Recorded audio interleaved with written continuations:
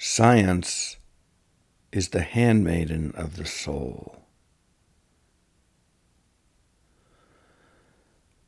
I think science is the greatest achievement of humanity in the past 400 years. And a lot of people would probably agree with that.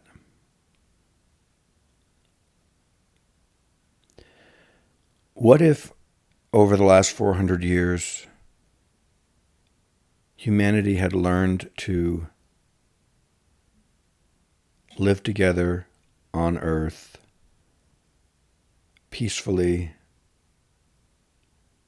sharing the abundance, respecting differences, working together, being happy and creative, everyone knowing their value, and so not being envious of anyone else.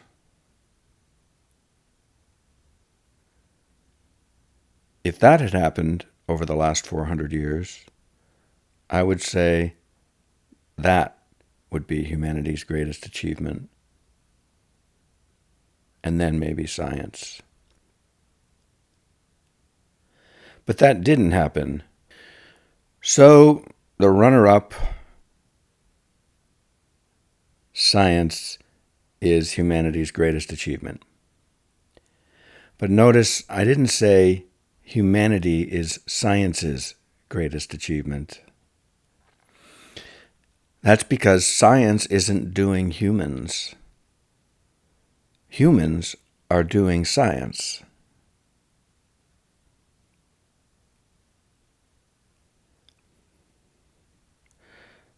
So I mean that in two ways. One is pretty straightforward. Humans are doing science. We're doing the kind of science that we want to do. The science being done is the science that's being funded, that there's a collective interest in, that there's a perceived need for, that professors can get tenure to study, etc.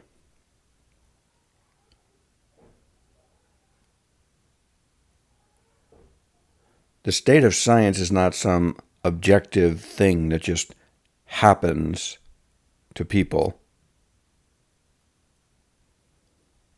There is no objective thing called science. There's only humans doing science. So it's easy to abstract science as some sort of authority outside of ourselves, and that's a mistake. And of course, we're deciding how to use the science that we do, how to use the technology. So in this sense, science or technology is like any tool. It can be used for harm or it can be used for good. A knife can cut bread or it can cut throats. We're all aware of the incredible power of the internet and of the harm that can be done through the internet.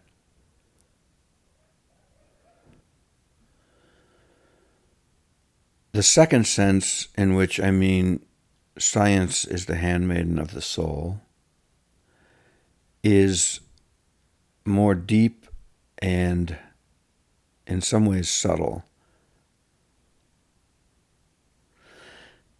But it's only subtle because we're so used to not thinking about this. The second sense of my meaning here applies to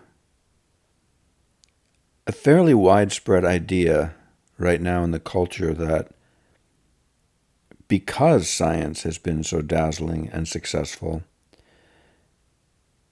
it is the ultimate authority on ultimate reality.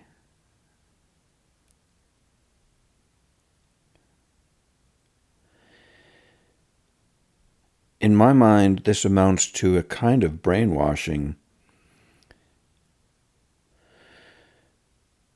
The idea is that science is encompassing ultimate reality.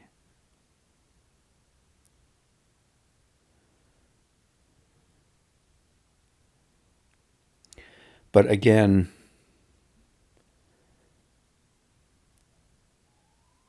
human experience isn't within science. Science is within human experience.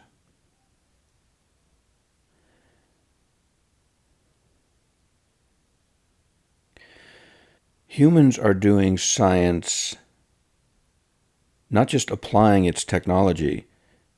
They're the ones experiencing the science. The human is the filter through which the science is happening. For example, our biology is able to perceive only certain wavelengths of light, wavelengths of sound, types of stimuli in the environment. We're biologically made to experience only certain types and intensities of stimuli. Other animals or organisms can experience other types of stimuli. So there's overlap, but there's differences.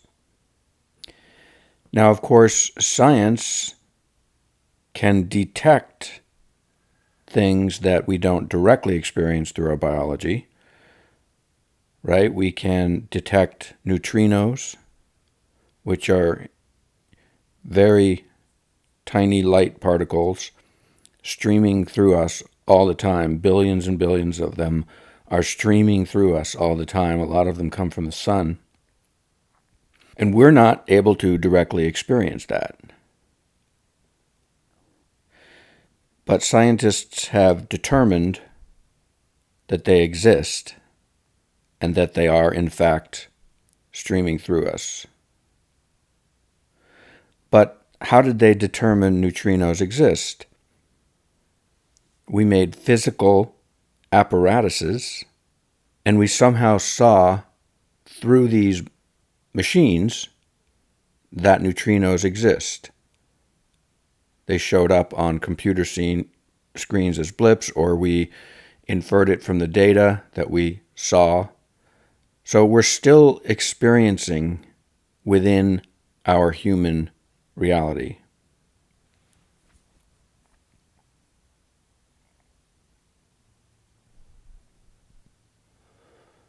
So we know that certain things exist beyond our natural senses, but we still determined that those things exist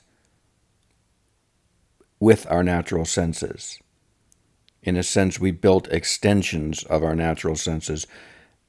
However they gathered the data that neutrinos exist, it was presented in a way that humans can perceive it. Blips on computer screens, whatever the phenomena was that indicated the existence of neutrinos. So the idea is that when we already know there are things beyond what we can sense, why do we think that whatever machinery we have built along with our senses is now at a place to perceive all of reality?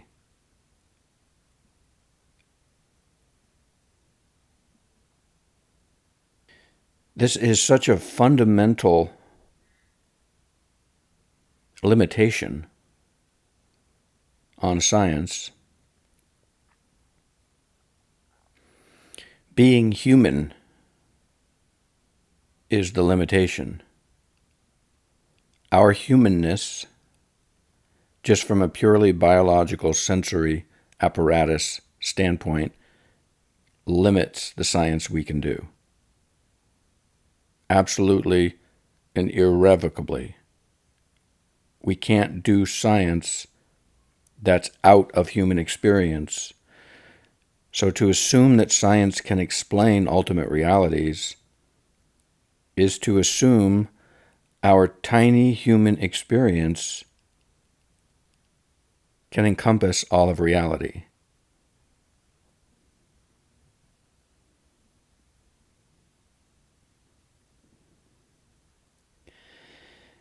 So again, science is wonderful and helpful and exciting, and it's probing outwards into reality. This is what makes it exciting. But the idea that we are encompassing all of reality, ultimate reality, with our human science, our human version of science, is to grant our science far more than it can deliver.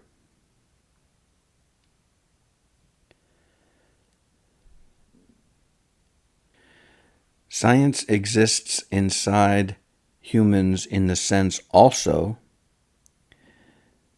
that it can't deliver meaning. And the search for meaning and fulfillment and happiness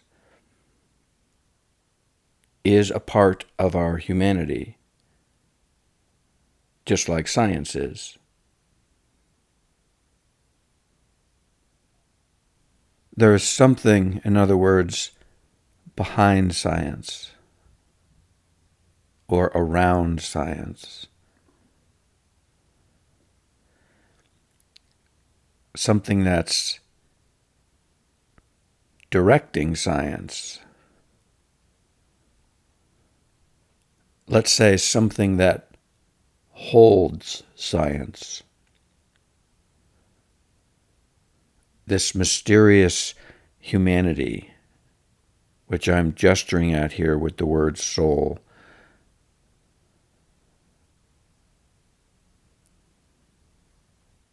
So it's a mistake to think about science as somehow our savior.